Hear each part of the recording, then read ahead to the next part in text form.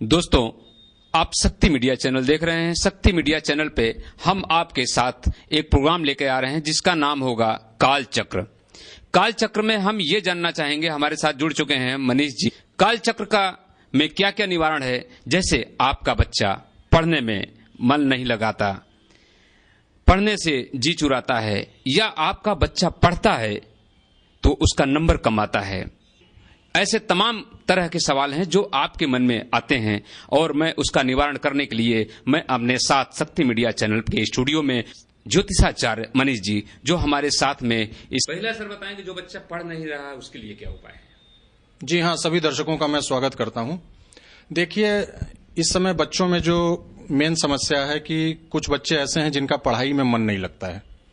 कुछ ऐसे हैं जो एग्जाम टाइम में नर्वस हो जाते हैं, जैसे एग्जाम आया तो उनको एग्जामिनेशन का फोबिया हो जाता है, नर्वस हो जाते हैं। कुछ बच्चे ऐसे हैं जो साल भर मेहनत करते हैं, डट के पढ़ते हैं, लेकिन जब एग्जाम देने जाते हैं तो उसका परिणाम जो है अपेक्षित नहीं आता है, उनका जो है नंबर सही नहीं आता है। मेहनत करने पर भी नंबर ना आना, एग्जाम के पहले कुछ लोग बीमार हो जाते हैं। तो आखिर ऐसे कौन से कारण है, किस ग्रह के कारण ऐसा होता है कि बच्चा साल भर मेहनत करता है लेकिन उसका मन जो है पढ़ाई में नहीं लगता है? तो इसके लिए मैं कुछ ज्योतिषीय टिप्स जो है वो दर्शकों को दूंगा। तो पहले बच्चों से पहले मैं पेरेंट्स को टिप दूंगा, जो माता पिता हैं उनको मैं टिप दूंगा कि भाई पहले तो अपने बच्चे के प्रतिभा को आप पहचानिए। याद रखिए, ईश्वर ने जिस भी बच्चे को इस धरती पर भेजा है तो कुछ विलक्षण प्रतिभा के साथ भेजा है। हर बच्चे के अंदर एक विलक्षण प्रतिभा मौजूद है, उस प्रतिभा को आप पहचानिए। आप कभी भी अपने बच्चे के ऊपर अपनी मर्जी या अपनी महत्वाकांक्षा मत थोपिए। जैसे मान लीजिए कि आपका बच्चा साइंस में तेज है, मैथ में तेज है, बायोलॉजी में है, बायोलॉजी में तेज है और मेडिकल में जाना चाहता है, लेकिन आप उस पर यह प्रेशर मत बनाइए कि नहीं तुम इंजीनियरिंग में ही जाओ, कि पड़ोसी का बच्चा इंजीनियर है तो तुम भी इंजीनियरिंग में जाओ। याद करिए, अगर सचिन तेंदुलकर के पिता ने यह कहा होता कि तुम क्रिकेट नहीं, मुझे फुटबॉल पसंद है, तुम फुटबॉल खेलो, तो क्या सचिन तेंदुलकर क्रिकेट खेल पाते? या वो कहते कि तुम लॉन टेनिस खेलो, मुझे पसंद है। तो सबसे पहली बात यह है दर्शकों कि आप अपने बच्चे पर अपनी मर्जी मत थोपिए, उसकी प्रतिभा को पहचानिए और जिस लाइन में वो जाना चाहे उस लाइन में उसको जाने दीजिए। दूसरी बात यह है कि कुंडली में ग्रह स्थिति देखकर ये बड़े आसानी से जाना जा सकता है कि बच्चा किस लाइन में जाएगा। जैसे 12th पास कर लिया तो वो इंजीनियरिंग के लाइन में जाएगा या मेडिकल के लाइन में जाएगा या कॉमर्स लेगा, ये ग्रह स्थिति देख के बहुत आसानी से पता लगाया जा सकता है। तो यदि आप इसके बारे में जानना चाहते हैं कि हमारा बच्चा किस लाइन में जाए तो उसका जन्म तिथि, जन्म स्थान और जन्म समय लेके मुझसे आप जो है संपर्क कर सकते हैं, जिसमें मैं बताऊंगा कि आपका बच्चा किस लाइन में जाएगा। कभी कभी माँ बाप जबरदस्ती जो है कह देते हैं लड़का साइंस में तेज है या आर्ट्स में है तो उसको बोलेंगे, साइंस को बोलेंगे कि आर्ट्स में चले जाओ, आर्ट्स में बोलेंगे साइंस में। बच्चा कुछ दूर तो जाता है, लेकिन पता चला उसका मेडिकल का दिमाग है, वो इंजीनियरिंग करने पहुंच गया, एक साल वहां पढ़ा, उसका पढ़ाई में मन नहीं लगा और फिर वापस आता है तो फिर वही मेडिकल करता है। इसलिए ग्रह स्थिति की जांच जरूर करा लें। दूसरी चीज यह है कि जो बच्चे हैं जिनका पढ़ाई में मन नहीं लगता, उनके लिए मैं कुछ उपाय बता देता हूं। सबसे पहले तो बच्चे को आप जो है उसके जो पढ़ने का कमरा है उसको आप ईशान कोण में रखिए। ईशान कोण होता है पूरब और उत्तर का कोना, वो ईश स्थान है, मतलब ईश्वर का स्थान, वहां एकाग्रता बहुत अच्छी बनती है।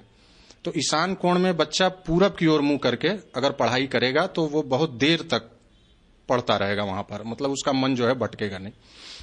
दूसरा यह है कि बच्चा अगर परीक्षा देने जा रहा है तो एक पुड़िया में थोड़ा सा हींग और थोड़ा चावल, पुड़िया बांध के वो अपने पर्स में या अपने पॉकेट में हमेशा रखे, जिससे उसकी एकाग्रता और परीक्षा हाल में वो जब बैठेगा तो जो ब्रेन में रिकॉल होता है, जो प्रश्न हमको नहीं याद आ रहे होते हैं वो उस समय याद आ जाते हैं। हींग और क्या बोले? हींग और चावल। चावल जी। अच्छा, चावल कौन सा, कच्चा या? कच्चा चावल। कच्चा चावल, जी जी, कच्चा चावल और हींग रखेगा तो उससे उसकी एकाग्रता बढ़ जाएगी।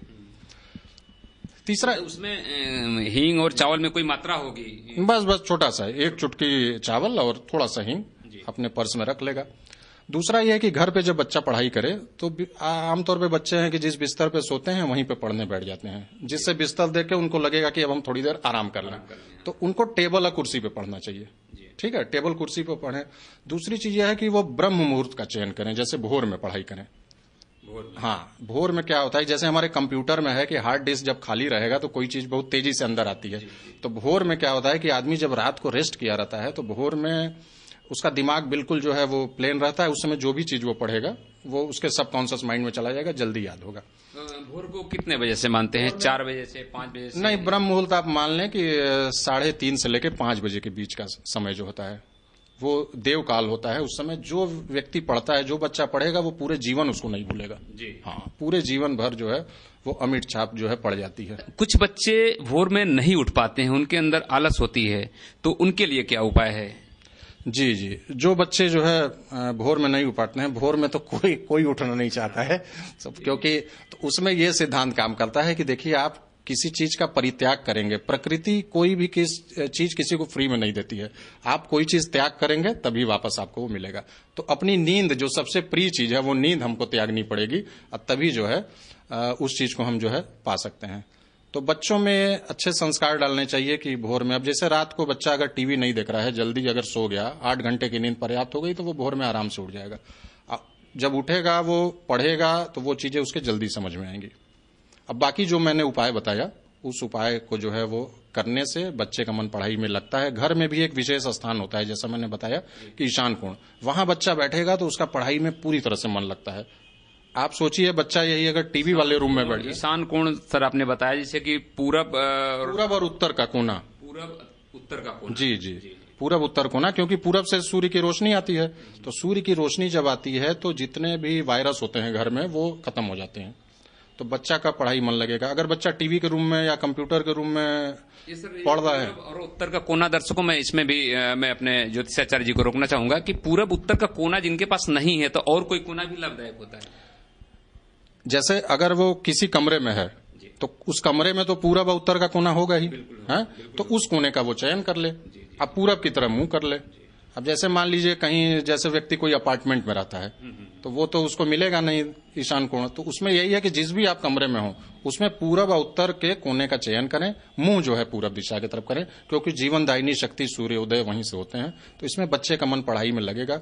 कई बच्चे ऐसे होते हैं जो अभी 5 मिनट पढ़े, माँ बाप ने कहा कि भाई पढ़ो, 5 मिनट पढ़े, उसके बाद वो चले गए टीवी देखते हैं या मोबाइल चला रहे हैं। आमतौर पर हमारे पास ऐसी समस्याएं जो है वो आती रहती हैं माँ बाप की।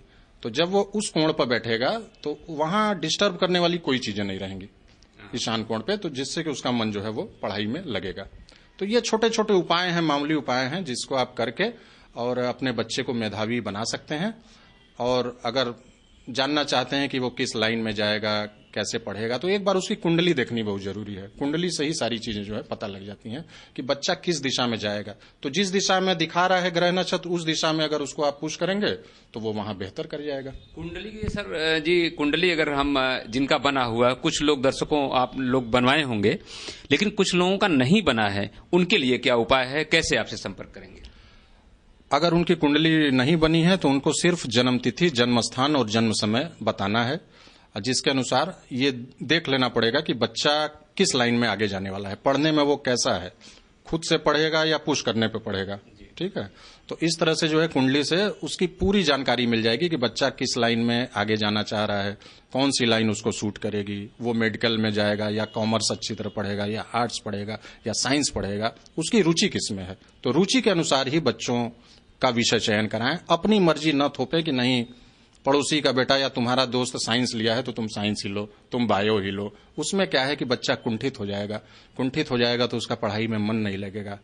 फिर कृपया अपने बच्चे को पहचाने, उसकी काउंसलिंग, उसका जो है कुंडली से ग्रह नक्षत्र बहुत स्पष्ट इशारा करते हैं कि बच्चा किस लाइन में आगे जाने वाला है।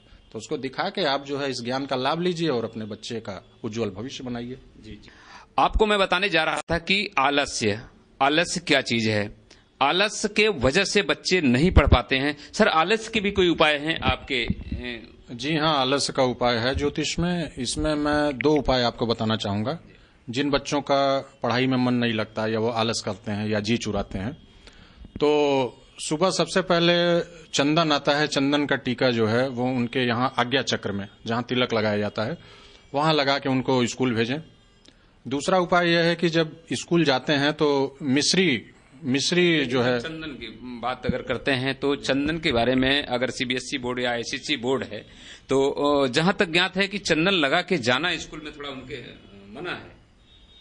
नहीं नहीं, ऐसी कोई बात नहीं है, ये तो अपने आस्था का विषय है। वो टीका लगाने में कोई ऐसी कोई आपत्तिजनक चीज नहीं है। वो चंदन का टीका लगा के जा सकते हैं। चंदन मस्तक को ठंडक पहुंचाता है और ये आज्ञा चक्र होता है और यहीं से पूरा ब्रेन जो है संचालित होता है।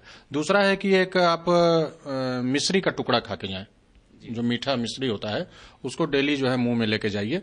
और तीसरा उपाय यह है कि पान जो खाते हैं, कच्चा पान का पत्ता जो है वो अपने पॉकेट में रख के जाएं।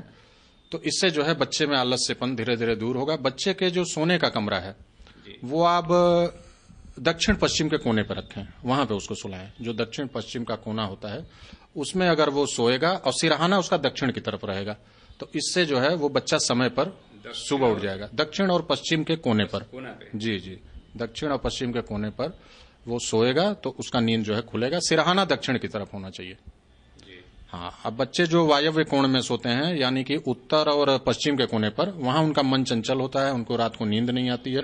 हाँ, तो पढ़ाई में ज्यादा मन लगे उसके लिए मैंने वही बताया जो उपाय। एक तो मुंह में मिश्री खा के वो जो है स्कूल जाए। दूसरा, कच्चा पान का पत्ता अपने पास रखे और चंदन का जो है वो हल्का सा यहाँ पे टीका लगा के आज्ञा चक्र में, जहाँ की वो तिलक किया जाता है। चंदन का कलर कौन सा होगा? चंदन वही जो पीला चंदन आजकल हाँ उपलब्ध है, उसको लगा के जाए।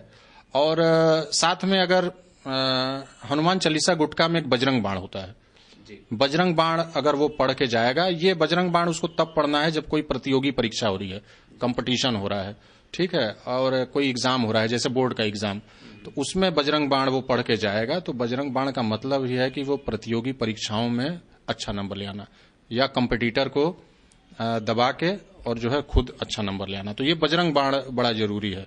अगर प्रतियोगी परीक्षाओं में सफल होना है तो रेगुलर जो है वो बजरंग बाण एक आदत सी बना लेनी चाहिए, जिससे बजरंग बाण का पाठ करके जाएगा बच्चा तो परीक्षा में अच्छे नंबर ले आएगा।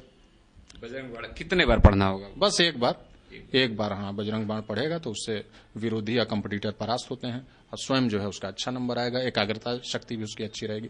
तो यही छोटे छोटे उपाय हैं जिनको कि करने में कोई बहुत समय नहीं है। अगर बच्चा करता है, माँ बाप भी अगर उसको ऐसे संस्कार देते हैं तो बच्चा पढ़ाई में आगे जाएगा। अब बिल्कुल ही मान लीजिए बच्चे का मन नहीं है तो उसको थोड़ा सा ये उपाय जो होते हैं वो बस जैसे मान लीजिए कोई दरवाजे पर खड़ा है तो उसको पुश कर देते हैं, ठीक है ना। तो ये जो उपाय करेगा बच्चा तो परीक्षा में निश्चित रूप से अच्छा करेगा, उसकी एकाग्रता शक्ति अच्छी होगी, उसकी ग्रहण शक्ति अच्छी होगी, ये सब सारी चीजें जो है उसमें। कुछ बच्चे सर, एक सवाल उठता है मेरे मन में कि कुछ बच्चे काफी मेहनत करते हैं और हमें लगता है कि अपने पढ़ने की क्षमता के अनुसार ज्यादा पढ़ते हैं, उनके नंबर स्कूल में अगर रिजल्ट आता है तो उनका नंबर काफी कम आता है, तो उनके लिए क्या उपाय है? जी जी, उसका यही कारण है कि वो जब परीक्षा देते हैं तो वो नर्वस हो जाते हैं। नर्वस के कारण ही सवाल का जवाब उनको भूल जाता है, समझ रहे हैं। जैसे कि वो घर पे बहुत अच्छा उस सवाल का जवाब दे लेंगे, बहुत अच्छा पोयम सुनाएंगे छोटे बच्चे, स्कूल जाएंगे जब एग्जामिनर पूछेंगे कि पोयम सुनाओ तो उनकी जबान जो है लड़खड़ाने लगती है। इसका मतलब वो नर्वस टेम्परामेंट के बच्चे होते हैं। तो ज्योतिष में ग्रह होता है चंद्रमा मन का कारक होता है। तो जिन बच्चों का चंद्रमा कमजोर होता है वो बच्चे नर्वस हो जाते हैं। आया हुआ प्रश्न भी वो गलत करके चले आएंगे या प्रश्न छोड़ देंगे परीक्षा हाल में, और या तो जवाब कुछ देना होगा, जवाब कुछ दे देते हैं। तो लोग कहते हैं कि देखो हम सब पढ़ के गए थे, अच्छी तैयारी करके गए थे, फिर भी नंबर कम आया।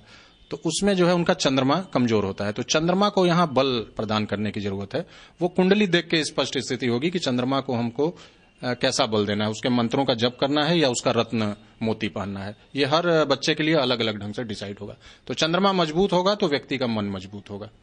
तो अगर मान लीजिए चंद्रमा कमजोर है तो उसका उपाय है कि पूर्णिमा के दिन खीर बना के और उसको रात को छत में रख दें रात भर, और सुबह जो है उसको प्रसाद के रूप में ग्रहण करें। तो उससे बच्चे का जो नर्वस हो जाता है वो नर्वस जो है वो नहीं होगा।